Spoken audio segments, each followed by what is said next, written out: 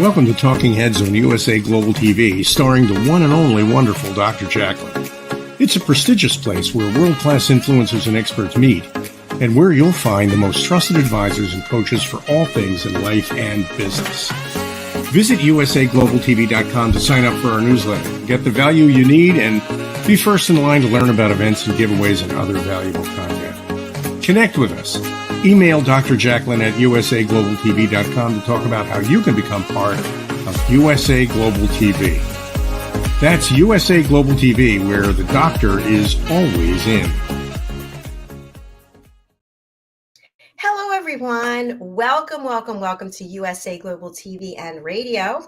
I'm Dr. Jacalyn Kerbeck, and I'm joining you from Southern Florida here in the United States. We welcome our global audience wherever it is you are. We're happy to have you here with us for our second episode of Food and Our Emotions. Our guest today has not arrived, so we will welcome the star of our show and have our conversation that is about breaking free from emotional eating. Our star is Mr. Red O'Loughlin. He's joining us from Texas in the United States, and he has a lot of expertise and experience when it comes to longevity and how we can live a fuller, richer life when we really get in touch with our chemistry at the cellular level. Let's see how I did on that. Let's welcome Red to the program. Hello. You did exceptionally well, as always, Dr. Jacalyn. Oh, thank you. Thank you so much. And thank you for getting up so early and joining me for this program. I appreciate it. Well, I appreciate the guests that come on that are either very early in the morning because they're in New Zealand or South Africa or Europe or whatever.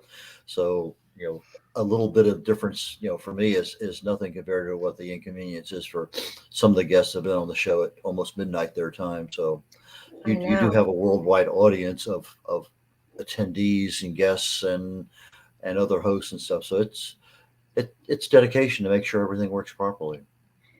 Yes, I appreciate that. We actually have had people join us at 2 or 3 in the morning for interviews too. It's just amazing. They stay up or get up in the middle of the night so they can share their story. But we're going to be talking today about food and emotional eating. And of course, I can share some of my experience. You can share some of yours. And one of my favorite topics is chocolate. I had given up chocolate for a long time. And then I would say in the last 2 months or so, I started eating a little bit of chocolate every day. And I love it, but I hate myself for doing it. And I think that that's where our emotions really come into play with that love-hate relationship with food. But before we get into that, I'd love for you to share a little bit about your background for people who are just joining us for the first time. And for those who don't know, you are the host of The Wise Ones. You're also an expert presenter on Talking Heads. Both of those shows will be on later today. And you recently joined our men's show that is hosted and moderated by Roland Friedel, and that is Wild at Heart Bonfire Talks, real, authentic, and uncut. Oh, sorry. Looked like you were going to sneeze for a second. Okay, you're going to. I'm moving down. All right. And Red is also one of our elevated listeners, and he is also my book coach. So together we have already released, I think it's 4 books. I forget, 3 or 4, with another one coming out actually on Saturday. Let's bring Red back. How are you doing? Exceptionally well, as always. Perfect. Can you share a little bit about your background with our audience? Well, let's clarify yours first. You do have 4 books, and one of them is coming out on the 14th. So yes, you're absolutely correct about that. And 2 of them, you are the you are the Amazon #1 best-selling author. And 2 of your books, your children's books, are #1 first releases. They were #1 the minute they hit the stand. So that's a pretty good accomplishment for a first-time author, because a year ago we were just talking about doing a book, and here all of a sudden you have 4 of them done. That's amazing. You've been so helpful, a true leader and a true partner in getting this done. And I also want to give credit to Mariska Duprier, who is my co-author on the children's books. So thank you for clarifying. All right, Red, tell us a little bit about your background. Well, many years ago, I fell in love with chemistry, sophomore in high school, and I got a degree in it and immediately got an invitation to Vietnam and never got a chance to practice chemistry. It turned out that Sunday afternoon, I said I do to the Navy with my best friend. He flunked, ended up 4F, never went in the military, and he was the one who really wanted to be a pilot and never did. And then the following Wednesday, he was my best man at my wedding. So I said I do to the Navy on a Sunday evening, and I said I do to my wife the following Wednesday night. And ironically, we asked people for years and years and years if anybody knew anybody else to get married on a Wednesday night. And Dr. Jacalyn, you wouldn't believe this, but we were reading a 50-year-old newspaper clipping that somebody had saved for my wife's parents. They got married at 5:30 in the morning on a Wednesday. And they're the only other couple that we know. Now, we got married on Wednesday because it was the day before 4th of July. That's why we did it. So we'd have the extra days of holidays from our work, regardless. Anyway, go ahead, many, many years, 31 years later, I retired from the military. I flew for 16 years. And then last year, we celebrated our 54th wedding anniversary. But several years ago, my wife came down with breast cancer. And I started doing some research as to what's causing this. And I found out that okay, there we go. I had something wrong with my screen for just a second. Now I'll get back to normal. Good. The things that I found out was that my passion for chemistry returned. I was digging in at the cellular level in the body. Why does this happen? Why does that happen? What stops this from happening? What can I do about this? And so I started doing things, and many of them worked. And I was very pleased about that. The one thing I could not control very much of was fatigue. My wife was taking 1 or 2 or 3 2-hour naps a day, had no interest in eating whatsoever. And I discovered a book by Dr. Terry Wahls, that's Wahls, called The Wahls Protocol. And this was just at that point in time where she was finishing up chemo and starting radiation. And I decided to say, Marilyn, why don't you try this and see what happens? Because what it did was, for somebody who late in life came down with MS and had a very severe case, ended up in a wheelchair for years, she put herself on her own protocol and was able to, in 3 months, get out of a wheelchair and walk using a walker. A month later, she was walking using a cane. And then by the end of the year, she was bicycling 18 miles. And I said, it can't hurt. And lo and behold, we started the first day of radiation. Radiologist told us her fatigue would probably get worse. All the other side effects from the chemo drugs and things that she was doing, we kind of had under control. It wasn't too bad. But fatigue was one. Anyway, 48 hours later, she didn't have fatigue. 7 days after we started radiation, she volunteered at the church where she had been before. The last day of radiation, we left Houston, drove to Jacksonville, Florida, about 1,000 miles. I rented a U-Haul. She followed me by herself 500 miles each day to bring back my parents' estate stuff. And for somebody 48 hours after the last radiation treatment, that was amazing. And what changed? Literally her diet. There was 4 things in the Wahls protocol, of which diet is number 1. And the part about the diet that was important was that it filled you with all of the nutrients the body needs. So we talk about breaking free from emotional eating, that maybe sometimes we're eating too much of something or maybe too little of something. And in my wife's case, it was way too little of a lot of things. So food is very, very important. It affects us in so many different ways. We end up with a little bit too little vitamin B1, B3. We end up with a high risk of depression or anxiety. Too little B12 for a long period of time, it mimics Alzheimer's. There's just a lot of things in the nutrients that we get out of our foods. But I take that, I research the human body, I write about it, I speak about it on the show here on the USA Global TV and Radio Network. There's a show called Talking Heads later on this afternoon at 2 o'clock Central Time. I'll be talking again, and today we're talking on toxins. It's day number 2 out of 6 that we're talking on that field. And it's one of those things that I have a passion about. Ask me, something about nutrition, and literally I'll build you a watch to answer the question, because it's something that I really and truly love. And with that, I'm going to turn it back over to our good doctor, and let's go ahead and figure out what we're going to talk about today. Okay, fantastic. So thanks for sharing that, Red. A topic that I'd like to talk about is when we're upset, we eat. When we're happy, we eat. When we're celebrating, we eat. When we're crying, we eat. And it seems like food is at the center of everything that we do. And we have to make decisions every day about how we're going to eat and when we're going to eat. And as I shared a little bit with you, now that I'm eating chocolate again, I really enjoy it. While I'm eating it, I allow myself that enjoyment. But then I think to myself, how much more exercise I'm going to have to get to do in order to burn off those calories, which has nothing to do with putting the sugar in my body. So then there's the guilt about the sugar and the worry about and it just goes on and on and on.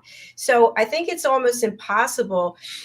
Like when I wasn't eating any sugar, I did it, but I think I was kind of angry about it because I wasn't able to have what I wanted to have.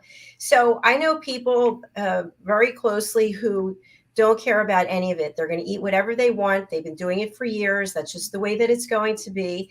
And they don't have any guilt about it. So where is it that we should be on this spectrum of acceptance, guilt, dread, anger, enjoyment, all the emotions that are attached to it? Okay, well, let me ask you a simple question. Why do you eat? Okay. Most people eat because they need nourishment for the body. But that's not what we think about when we're eating.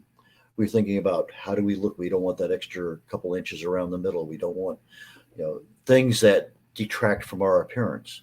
But in reality, we should be eating I spoke yesterday at the Chamber of Commerce meeting here in Houston, and I talked about a dozen different ways, little leverages of things that people, you get down, almost lose everything, and then almost you can't get those last few pounds off. Or some people, they just can't even get the first pound off. And there's little things that happen in our bodies that when we're 20 and 30, we can generally take care of. We get to our 40s and 50s, things we notice are changing. We say, oh, we have a slower metabolism. But you start getting into your 50s and 60s and 70s, all of a sudden, things that worked 30 years ago don't work anymore because there's just so many things interrelated. But we also look at our mindset. When we're eating, we eat for what has some level of pleasure. Sometimes you mentioned earlier, we celebrate, we have things, we get sad, whatever.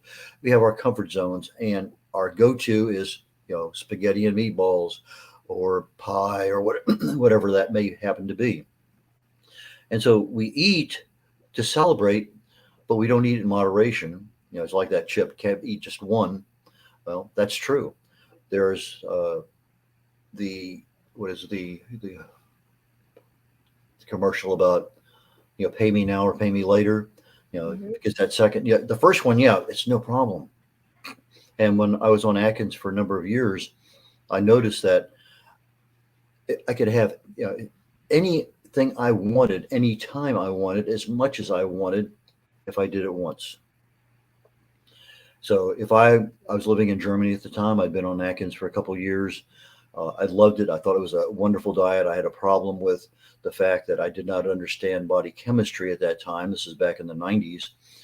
And I came back from Germany, retired from the military, and I decided I have a chance to get my bone density test. I'd been a weightlifter for years, run all sorts of things all over for decades. And I thought I had some pretty strong bones. Well, it turned out I was osteopenia. But I didn't understand what it took to get calcium into the bones, which is difficult, not impossible, but difficult. But it's almost impossible to get to keep calcium from leaving the bones unless you understand the dynamics of what actually occurs. And so I found out that, I was I happened to be in acidosis, and my body was leaching calcium from my bones in order to maintain a blood pH. But when we're looking at our emotional eating, our emotions are triggered by our brain, serotonin levels and all sorts of stuff there. But that food, let's take chocolate. That chocolate has that, just makes it feel so good. It's like that ice cream you taste, and it's just so unctuous, so velvety. So, there's just some foods, the taste, the sugar, the feeling it gives you, that little bit of a high. Those are things that just make us calm down. But the real question is, are we eating for health, or are we eating to look good? Or are we eating, in some cases, to be able to do certain things? Well, I think you'll agree with me, Dr. Jacalyn, that most of us don't eat for health. We just eat because of habit. We eat because it's there. It's what we have time for. We don't really plan things well in advance to say, okay, this is what I need to have all of my nutrients today. And it's not that difficult. It really isn't. If you took a look at Dr. Terry Wall's food regimen, it's a fairly simple one.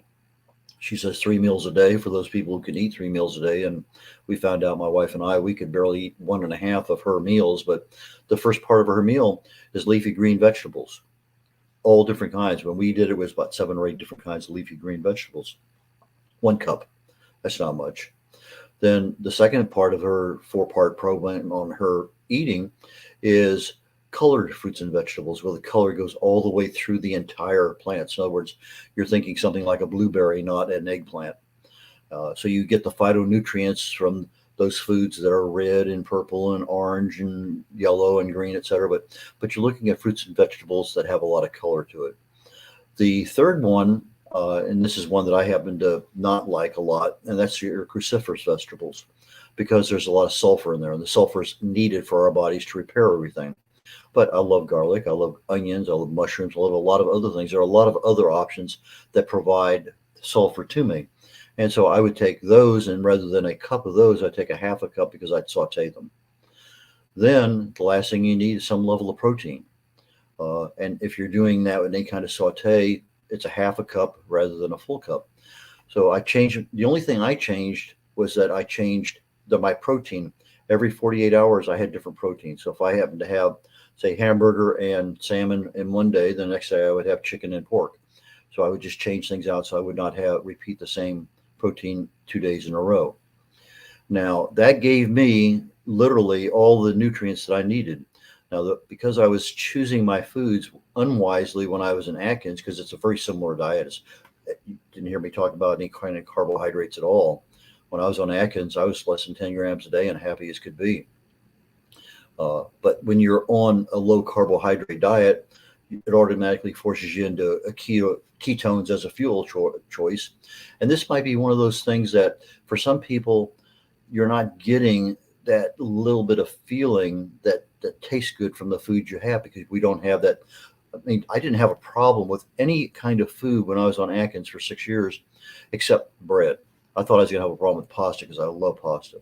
But bread was one of those ones I had a really difficult time eliminating from my diet. But I found that if I decided to go, I was living in Germany, I'd go down and have a really nice meal somewhere in town or with friends, big pasta dinner with bread and everything. A single meal didn't do anything. But if I had 2 or 3 or 4 meals, it made a big difference. I would go down, maybe once every other month to Italy and spend a weekend down there. And I would go down on a Friday, come back on a Sunday night, and I'd find out that if I pigged out on pasta and bread and everything else that I could possibly get, I'd gain 12 pounds over the weekend, all water weight gain. 2 weeks later, I'm back to my normal weight. So there's a certain thing about the carbohydrates that satisfies us, but it also changes our fuel source to blood glucose, which activates insulin. And then you have issues there. If you happen to be I know your job's not very stressful, Dr. Jacalyn, but some people are stressed out a little bit more. And then you start getting the cortisol mixed in with that, with adrenaline, and sometimes estrogen levels change and other hormones are going back and forth. Nothing happens independently of everything else.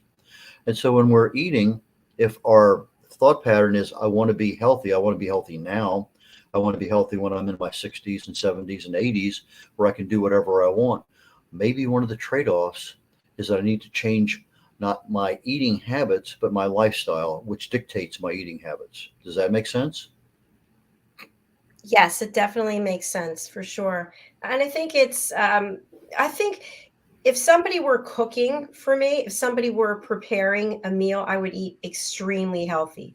But I find because I don't have any time, and it's not like I don't really have the time. It's like people say, I really don't have the time to be cooking meals and cleaning up. So therefore, I started purchasing prepared food that's it's made there at the place, so there aren't any preservatives in it. They have, expiration dates and whatever, but it has things in it that I would never be eating otherwise, like mayonnaise, for example. I didn't eat mayonnaise. I'd have tuna just right out of the packet, or fresh tuna. No tuna with mayonnaise and egg salad. It's not good, but that's what I'm doing because it fits in with the amount of time that I have, and I'm still getting the protein, but there's also fat in there. And then, of course, when you add in the sugar, so it's just not a great situation. And I'm not happy with myself about it. Over the summer, I had been ill and I lost 10 pounds. And of course, I was really happy with how I looked, but I hated myself because I wasn't eating the foods that I wanted to eat. So it's just that's the emotional part of it. It's like a roller coaster. And at some point, I just would like to be able to say, I'm happy with how I am, I'm healthy, and I'm enjoying my life. So, Well, go ahead. I think you've kind of hit on the front edge of this emotional eating thing, because what happens is we diet. We eat this for a while, we end up gaining a couple pounds, we change our eating habits, we go back down, we increase our exercise to burn off that extra little amount. So we're not on a lifestyle, we're not on something where we really and truly have the foods we need nutritionally, nutritional balance, caloric restriction. I mentioned this a long time ago, and I know you adopted it. Just to cut back on foods, we talk about anything in moderation is fine. Well, use a salad plate rather than a big plate. You're automatically cutting down a third of the calories you had. And what they found out from laboratory animals is that you cut back 30% of the food that animals are eating, they live longer and they don't have near the same problems of other animals that are fed the normal diets they have their whole lives. Because you're living right there on that brink of starvation to a degree, but your body doesn't care because it loves what you're doing. I've mentioned it before in other shows. In our brain, we have a little connection between our gut, which is our second brain, and our primary brain. And so you get hunger because of ghrelin, another hormone there. And anyway, you get this ghrelin urge, I'm hungry. Well, are you really hungry? Or is it a habit? Or are you dehydrated? All of those are very similar feelings. But that feeling that goes to the brain is, I need to eat. Okay, now you start eating, food's getting in the stomach, and now another chemical is getting involved, leptin. So we have insulin being created the same time as the food is being processed. Leptin is being signaled to the brain saying, hey, I got enough. And there's actually a physical feeling you can actually, between the brain and your gut, somewhere about halfway between the beginning of the meal and somewhere toward the middle, the end of the meal, maybe a little bit on the front end, a little bit on the back end. If you were to actually honestly assess yourself, you'd say, okay, I'm fine. I don't need any more. But there's food on the plate. And if it's a restaurant, you don't want to waste it. So you take it home, you eat it later, or you eat it then. And a lot of times, when your parents, you say, eat all of it. It's on the flip. My dad used to be very good about saying, eat it or wear it. But that was one of those expressions from way back when. But the thing is, we eat, but we don't listen to our bodies. And so we overeat that little bit of extra. Now, if you were going to have a piece of chocolate, well, the chocolate in and of itself is not the enemy. But if you were to break that bar down into 8 pieces, well, 2 things. Number one, just taking a single deal and just savoring it in your mouth and letting it melt, and you spend 2 whole minutes just holding a thing there and just feeling that thing just kind of just glide down the throat. You're really enjoying what you're eating. Most of us don't enjoy what we're eating. We don't chew it enough. We don't recognize the different textures, the actual different flavors that are in there. But that one, if I'm telling myself I'm having 1 piece of chocolate today, and that's going to be my reward for whatever, doesn't matter what that little reward is, but we recognize ourselves incrementally. That's it. The rest of those other 7 just sit there until tomorrow and look at them. That's fine. They're the rest of the week. But we don't. We'll have that whole thing. Just like that 1 chip. You taste that 1 chip, the texture, the salt, whatever it may happen to be, a little bit of the sugar and the carbohydrate. And we need another one. We need another one. We need another one. So we don't control, we don't have a lifestyle that recognizes that, hey, if I keep this up, I'm going to be in my late 40s, late 50s. I'm going to have an extra 7 inches around my gut, and I'm not going to be able to do things I used to do back in when I was in my 20s. And then that leads into, now you're getting into your late 50s, 60s, 70s, and you have diabetes, you have congestive heart issues, you have other things, and you can't do anything you used to do. And so if our goal in eating is to be healthy, not to look good, but to be healthy, and if you're eating properly, you probably accomplish both of them. One is going to be a subset of the other, but you want to be healthy so that, when you turn 75 or 85, you're out there on the golf course or the tennis court or wherever it may happen to be, and you're still doing everything you used to do, maybe not 100%, but you're doing it. And other people who are the same age can't get off the couch, or they can't get out of their walker. It's just, we have to look at the long term. And when you look at age-related diseases that can creep in, so many of them are dependent on the foods that we choose to eat when we're in our 30s and 40s, that we make habits, and that's all we eat the rest of our lives, because we don't eat those other things that have the phytonutrients, the minerals, the vitamins, the enzymes, et cetera, that we need. Yeah, you bring up a great point. I think part of the reason why it's confusing to me is because I have a family member who eats a ton of sugar and has been doing so for decades and can still go out and, walk several miles. And so I guess it just depends on your genes. Genes are 5% generally. Now, in some places they might be a little bit more, but genes are like light switches. You can turn a light switch on or off. Well, if it's a good gene, you want to turn it on. If it's a bad gene, you want to turn it off. Now, you have genes for Alzheimer's, you have genes for breast cancer, you have genes for colon cancer, you have genes for everything. But you also have genes for the good things in life. And so you turn on as many of the good genes as you can, you turn off as many of the bad genes as possible. But the genes are turned on and off by your lifestyle, the food choices, the amount of calories, the exercise, the stress management, the sleep, those things that we do every single day that manage our body. We are actually controlling the light switches that go on and off. And so, yes, you may have a predilection for Alzheimer's, but if that gene is never turned on, chances are you're either going to shove that risk out to your 95 years of age, or you're not going to get it at all. It's like COVID. You may have COVID, but you never even knew you had it because there's no symptoms. So those are things that we need to look at from a genetic perspective. Yeah, those things are there, but we have some level of control. But if we start and we know we're predisposition, say, for breast cancer or Alzheimer's, or you pick the issue, and we constantly overeat, and in our 40s we have an extra 7-8 inches around our gut, and we're not exercising anymore, and we're stressed out, and we just have terrible sleep, and we sit there and have an extra couple, 3 or 4 glasses of wine before you go to bed. Our whole lifestyle has changed to make the end of our life lower quality. And I think most of us, honestly, I mean, my dad used to say all the time that one of his biggest fears in life was dying. To me, I think a much bigger fear is having somebody change your diaper for the last 5 years of your life. That's a quality of life we don't want. We're burdening somebody else. And when you're burdening somebody else, that's something we don't want. And it's one of those things that has some level of control, but you got to control it 3 decades earlier. And that's where that habit of having the lifestyle that says, I'm satisfied with the foods I'm eating. I'm satisfied with the level of exercise. I don't have to go in and do an extra day of exercise because what I'm doing is adequate for what I need. And you can usually tell your stress levels.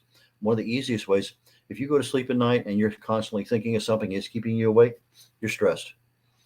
Most people say, well, I don't get stressed. Well, everybody gets stressed. And the problem with stress is that the adrenaline, the cortisol, cortisol loves to store fat, loves to store it around your middle. We have fat around our organs. We have fat around our gut, our subcutaneous fat. We have fat in our liver. And the fat in the liver is one that creates a lot of problems because the liver takes care of all our toxins, takes care of all of the activity that goes on with there's just so many things in the liver. There's a thing called TUDCA, TUDCA, that is a good liver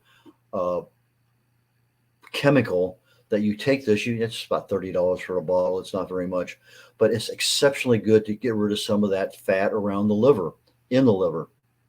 And there's a lot you hear about cirrhosis. Well, most of the time the cirrhosis is because of alcohol abuse over time. But with our high fructose corn syrup, we're getting fructose in levels never imagined before. And fructose, like alcohol, is interpreted by the body as a poison. Everything stops. Your digestion stops until you get rid of all that alcohol. Well, the same thing happens with the fructose. But that fructose actually causes what they call non-fatty, liver disease. And it's a problem that can be addressed very easily. Just cut way back on your sugar drinks. Look at what has fructose in it, and just really moderation. But now another thing is really, really good. I'm not talking about a detox. I'm just talking about something that helps the liver get rid of that extra fat around it, which sometimes is all it's needed to get that extra 10 or 15 pounds off that you just can't never get off. But choline, it's again fairly inexpensive, about half the price of Tetka on a supplemental level, and it does wonders in the body for the liver. So if you're looking at doing something, from a supplemental perspective, Tetka, TUDCA, or choline, CHOLINE, are two really good things that help our liver. Because when you hear the deal, well, eat 4 or 5 or 6 small meals a day. Well, what happens is the sugar spikes up at the first meal and starts to come back down. By the time you have the second meal, it's back up again. And as it starts to come, it's back up again. You never have a chance for the body to relax. The liver is working overtime. So if you're eating, say, from an intermittent fasting perspective, or you're only eating within a 4-hour or 6-hour window, the body now has 16, 18, 20 hours to digest the food, to process everything. And now you go to sleep and the body can actually repair itself properly.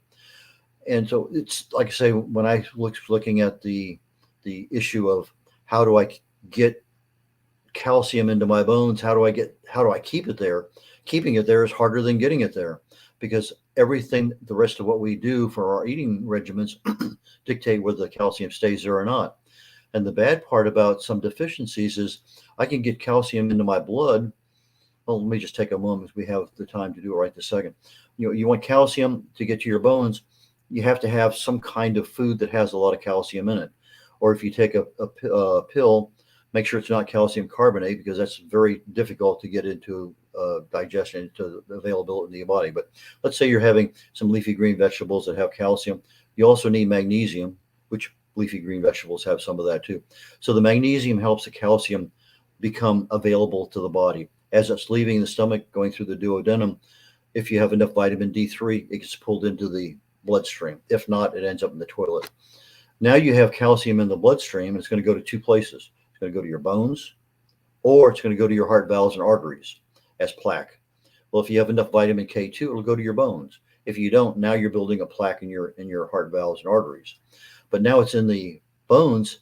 If you're living in an acidosis environment, your body is acidic, then it's going to be leaching calcium out of the bones to maintain the pH of the blood. Now, what causes your body to be acid or acidic? Well, carbohydrates, proteins, fats, metabolism, the things that we do every day, the foods we choose. What causes it to be alkaline? And the blood needs to be at 7.4 plus or minus 0.05. It needs fruits and vegetables, because those are the things that make our bodies alkaline. So if I'm sitting there and I took a look at the Wahls protocol, I'm having leafy green vegetables, I'm having colored fruits and vegetables, I'm having sulfur-laden vegetables, and a little bit of protein, 3 or 4 ounces at a meal. Well, I'm overdoing the proteins and fruit. I mean, I'm overdoing the vegetables and fruits compared to my proteins. So my body is naturally going to be alkaline, and as such, the calcium is not going to be extracted from the bones. And so those are things that if we understand what's going on, it makes our food choices a lot easier, because, okay, I know now that if I'm eating this and it becomes a habit, because that's the lifestyle I choose, yeah, I may not be up and down on my mood swings because I can't celebrate as much as somebody else, or I really want that chocolate bar or whatever, you pick it. We know that we're eating for 20 years from now to be really in excellent health, that we can do whatever we want. versus a temporary pleasure, which a lot of us happen to have that mindset that, immediate need for gratification. I'm sure you run into people like that, Dr. Jacalyn. Absolutely. You bring up a lot of really good points, Red. Thank you.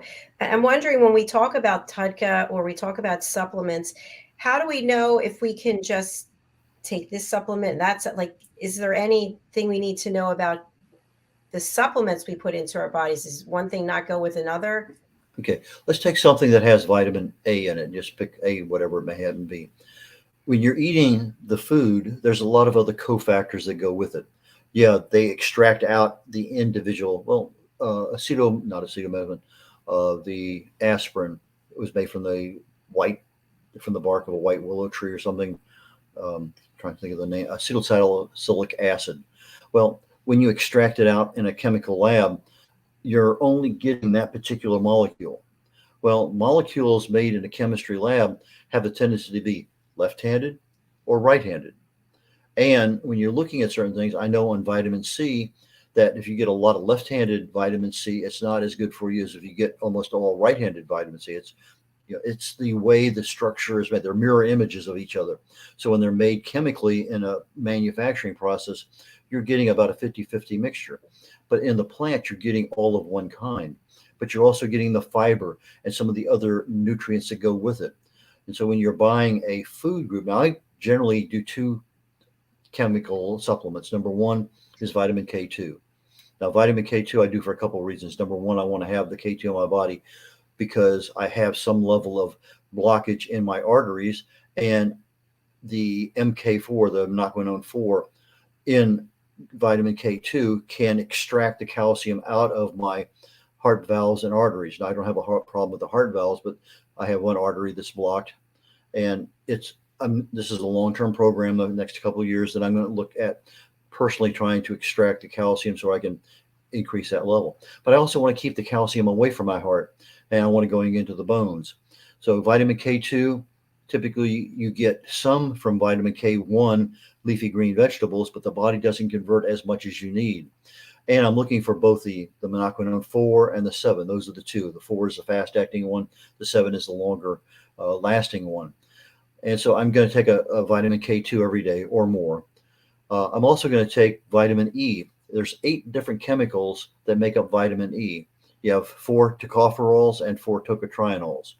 And each one of those has a benefit. Now, when you get the synthetic version, you're getting one, and it's a synthetic vitamin E, and it's literally worthless. It doesn't do anything in the body. But one of the tocotrienols, I think it's the alpha one, if you literally have that much in your brain, in your body, chances are if you have a stroke, you're not going to have any side effects from it. They found that there are certain things called autogenesis. I think it's what it is. Anyway, in our brains, we have a lot of, let's call them collapsed blood vessels.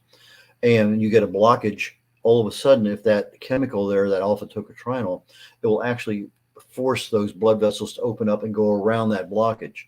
So you end up with little to any difficulty with regard to oxygen starvation in the brain. Now, in my heart, I have a blockage, 100% blockage, but my heart grew 2 brand new blood vessels, one from the upper part of my heart down across the front, down to the blockage, one across the back of my heart down to the blockage, where when they did a catheterization, they said, I don't need a stent because my heart already has done a double DIY, double bypass on its own. So there was no need for that. And so there's things that the body can do. But if you don't know that I need that alpha tocotrienol to minimize any stroke potential for the rest of my life, well, there's an issue there that I need to include those. But it's difficult to get all 8. You can't get it in any single food, but you can get them. And if you, well, maybe I don't, let me just take the pill and not worry about it. So if you're going out to buy vitamin E, buy the one that's the for the mixed tocopherols and mixed tocotrienols. Same thing with vitamin B12. They'll give you if B12 is in a pill and you're swallowing it, that's not the B12 you want. You want the B12 you put under your tongue because it gets into your bloodstream rapidly, and that's the one you want. Otherwise, the cobalamin cannot pass through stomach acid and do you any good at all. And I'm noticing we've been talking for almost 40 minutes, Dr. Jacalyn. I know, it's incredible. What if we just get one a day vitamin and just, will that help us? It's the same thing. If your B12 is in your one a day and you think you're getting your B12, over time, you're going to become deficient in B12 if you're not getting it from another source. So the whole thing is get your nutrition from your foods and supplement on those one or two or three items that you know you're not getting because of your food choices. Right, That's right. what that's what I do. I try to do that. And I had shared with you that when I had my blood tests, I was deficient on vitamin D. So I now take a vitamin D supplement, and vitamin D is also in the one a day vitamin. So it's hard to know how much Vitamin D is. D can it actually is one of those ones if you trace it going from the skin through everything and you trace it down into liver and kidneys and back out again. And vitamin D, I take 20,000 IU's a day.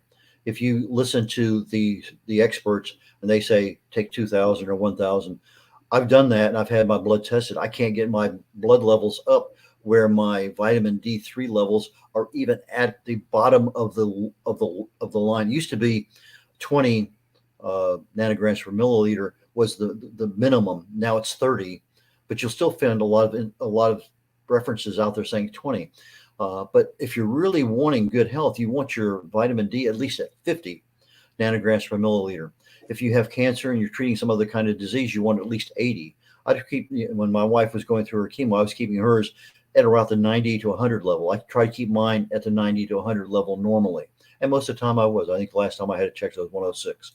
But I keep mine high. It used to be in the summertime I'd lower it to 10,000. Wintertime I'd up it up to 20,000. But for somebody to OD on vitamin D, it's very, very difficult. People with MS have been known to supplement 50,000 a day, and it almost makes their MS symptoms go away. I know one guy who takes 100,000 a day because he has a genetic problem, and that's what the doctors are working on for that. Vitamin D is needed throughout the body. It's used up a lot, and most people don't get enough of it because when we go outside, we wear long sleeve shirts, we put a hat on, we put sunblock on. We're getting everything we can do to minimize the sun on our skin where we really need that level of sun. And in the wintertime, with everything else going on, so over day after day after day, we're not getting that vitamin D. You just hit the nail on the head. I know when I'm able to go for walks, which is usually 4 times a week, I'm all covered up. I look like I'm going to Antarctica or something because I don't want to worry about getting skin cancer. So I think there's that trade-off. And even you're, protecting your scalp by wearing a hat because otherwise, who knows what's going on there? I wear a hat most of the time, but if I'm out walking my wife and we're going a couple 3 miles, I'll take it off periodically and just keep it off for 5 minutes at a time because I want that sunlight. You have a couple things happening with the sun. You have the ultraviolet rays that can affect the skin and end up with cancer down the road. But again, it's moderation. But more importantly, you want that infrared radiation to penetrate. I mean, it's going to penetrate through our skin and our hat and everything else, but you want that infrared radiation nearer the lower end of the spectrum infrared because it goes down your spinal column through your spinal fluid, ends up in literally every cell in the body. It's needed. It's just such a good thing to have. IR infrared saunas are probably one of the best things going because it gives our bodies things that we don't typically get because we just avoid the sun. But sunshine, again, moderation. If you're going to be out and you know that if you go out and you play tennis and 2 hours you're going to be sunburned, well, maybe you can do everything in an hour and be fine. If I'm out playing golf, I'll wear a sunblock. I actually wear coconut oil as a sunblock, and I'll put it on about every 4 holes because it's something that it's good for me, and it does a pretty decent job of blocking the sun, believe it or not. Wow, you've given us so many wonderful tips today. Thank you, Red. Well, you just asked the right questions. No, I'm always learning from you. So I really do appreciate that. Can you please share a little bit as we close out with our audience about the 2 shows later today that you'll be starring in? We have a show coming up at 1 o'clock Central Time, and it's called The Wise Ones on the USA Radio, on the USA TV and Radio Network. And our guest today is Robin Braley, I believe. He is an expert speaker. He also does non-linguistic body language. He's been involved in so many things in his life. I expect him to be a super guest today on our show. At 2 o'clock Central today on Talking Heads, I'll be talking part 2 on toxins and what we really need to know about them. And that's it's such a large area. I was going to write a book once on it, and I started getting so much information that it's really about 6 different books if you want to do it justice. So I'm trying to take the toxins and say, what are they? How do we know about them? What they do to us? How can we avoid them? And so that's what we talked about there. All right. Thank you so much, Red. I appreciate it. And thanks to everybody who is watching or listening on the live or the replay. Red, how can people get in touch with you? Easiest way is through my website, redolaughlin.com. Red, like the color, R-E-D, O'Laughlin, O-L-A-U-G-H-L-I-N. So it's REDOLAUGHLIN.com. My banner there has my contact information, and I respond rapidly to phone calls, the old-fashioned voice method, or email. Those are the 2 ways that I do most of my business.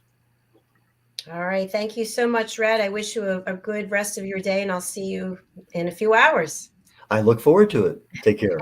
You too. Bye. And once again, thank you everybody who's watching or listening. Just a few announcements before we close out in case you're not aware.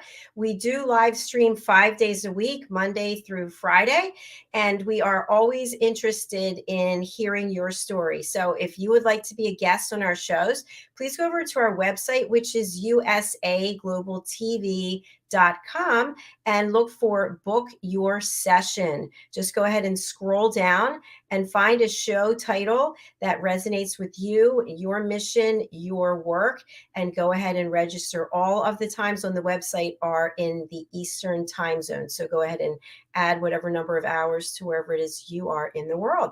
Okay, we have 2 exciting things happening this weekend. The first is our next book launch, which I will bring up the image. It's under the series name, The Amazing Adventures of Lady Ella, the Listening Mentor. And this is our book here on the right, as you can see it, The Amazing Adventures of Lady Ella, the Listening Mentor.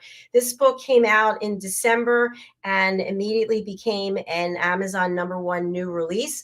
All of the animal characters on the book cover represent real people who have taken the Power of Listening course to become an elevated listener, and they are on our team here at USA Global TV and Radio.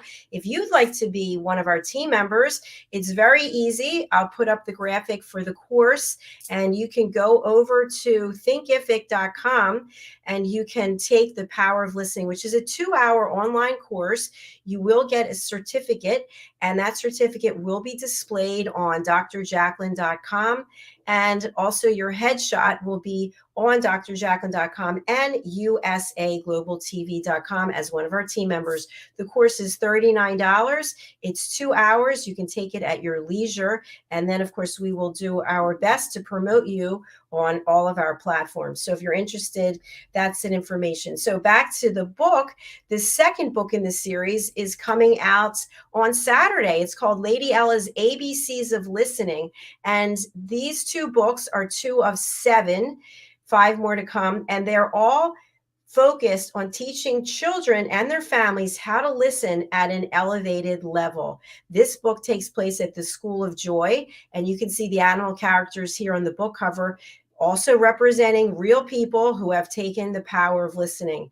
So right now you can go over to Amazon and you can put in my name, Dr. Jacalyn Kerbeck, and you will see these 2 books, The Amazing Adventures of Lady Ella, the Listening Mentor, which is also the name of the series. It's available now in ebook, paperback, and in hardback. The book on the right is available for pre-order up until Saturday, when both the paperback and the hardback, and I should say the ebook, they will all be available for purchase, but you can pre-order today. Our third book is coming out March the 26th. Lady Ella has afternoon tea in London, and this takes place at the British School of Excellence. And again, all the animal characters here represent real people who have taken the power of listening. And then finally, on Sunday, we have our 1-year anniversary. Hard to believe it's been a year since USA Global TV and Radio started out, and we have 5 hours of live streaming information. We also have entertainment with Big Scott, who will be our DJ, and I will be hosting this event with Mr. Alcini. And then each hour we will have 4 people, 4 of our guests from 2022, who will be sharing information about their work and the value that they bring. So wherever it is you typically watch us, you'll be able to see that starting at 11 a.m. Eastern Standard Time or 4 p.m. Greenwich Mean Time. All of our shows, all of our programming, you can watch on our YouTube channel, which is USA Global TV.